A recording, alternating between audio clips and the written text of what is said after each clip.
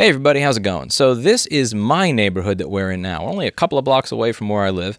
This is a giant generator, and it is hooked up to these gigantic lights at the top. Now, the purpose behind this, from what I've been told, and whether or not this works, whether or not it's a good idea, is up for debate. But this is what I've heard. These are gigantic lights that are run at night so that there will be less crime. The idea is that if we light up the block to the point where it looks like 3 p.m. in daytime and a sunny day on all these blocks, that if you can see crime happening more easily, it will discourage that crime from happening. Yeah, whether or not this works, whether or not this doesn't work, whether it's a good idea, I'm not even getting into that at all. I'm a little bit biased here because one of these lights actually shines directly in my window and keeps me up at night, and that generator is also quite noisy, and it's right next to my damn building. The reason I'm showing you this is to give you some context of the neighborhood, because when other videos, I'm showing you like the fancy schmancy parts of Midtown Manhattan, so when you see the prices, you may think, okay, that's ridiculous, but that's for fancy schmancy Manhattan. This is Brooklyn. Now, I'm more than happy to live here. I've lived here for over 12 years, and I will definitely take this apartment over some overpriced 300 square foot ceiling to floor glass fishbowl shit with a doorman that other influencers live in at $4,000 a month. I don't want to pay $4,000 a month for a fishbowl. I like having over 1,000 square feet. I like that I could come home at 2 in the morning and blast my Vandersteen speakers if I feel like it, because all my neighbors are doing the same thing. And I like the fact that I'm 15 minutes away from my old store, and I'm right next to the train stop, but I'm not paying even half of what those crappy $4,000 a month apartments cost. So I like it. But I'm just showing you this to give you the context so that when you see the prices, you don't think that you're paying these prices for a metropolis. You're paying for, it is what it is.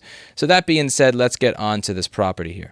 All right, so here we are. You can see up there's a nice Corcoran sign, which is how you can tell that you probably can't afford this.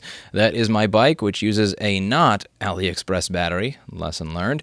Now, this is a lot, and before I get into the lot, let's just take a look at this fence in the side. So you see how curved the side of the building and that fence bar is? That's because this is a fisheye lens in the GoPro camera. So what that means is that what you're seeing is actually much smaller in person than it appears on the screen. So please keep in mind that the size of what you're looking at right now, it looks a lot bigger than it actually is. That being said, this is what you get. Now you may wonder, where's the house? Where's the building? What is it that you're showing us? This is what you get. This in its entirety. You need to build your own house here. Now, how much do you think it costs for you to build your own house here? Take a guess. Any guess. 20 bucks? 40 bucks? $200 to build in this neighborhood? If you guessed 1.2 million, you'd be right. That's right, folks. For the low price of $1.2 million, you too can enjoy the fun of going through New York City permit hell, waiting for years and years to get permits to be able to do all the building you need and to spend millions of dollars with shady, crappy New York City contractors that'll probably rip you off to put together a space that nobody in the neighborhood will be able to afford. And even if people who can afford it move in, then you'll have people walking around outside going, fire, fire, gentrify, because they will all hate you for creating property that no one in the neighborhood can afford. Or you can create a kind of a dump property that people can afford, in which case you will never make your money back, which is why this has been on the market for over 230 days. And can anybody be surprised that it's still for sale? I like Kyle at iFixit, but it kind of reminds me of like 12 years ago when they were selling the iPhone 3G digitizer for like 50 or 55 bucks, when there were repair shops in my area that actually gave you the entire repair service with the part for 50 bucks. So, here it's like $1.2 million, build your own home. Or you could go to any other part of the country, and for $1.2 million, the mansion actually comes with the land for that price. And you may even still have some money left over for yourself. This is just really, really sad. And I understand it. I do. When I used to pay $700 a month for an apartment in a neighborhood, I would walk by this one building that was out of place in the neighborhood where all the apartments were $5,000 to $6,000 a month.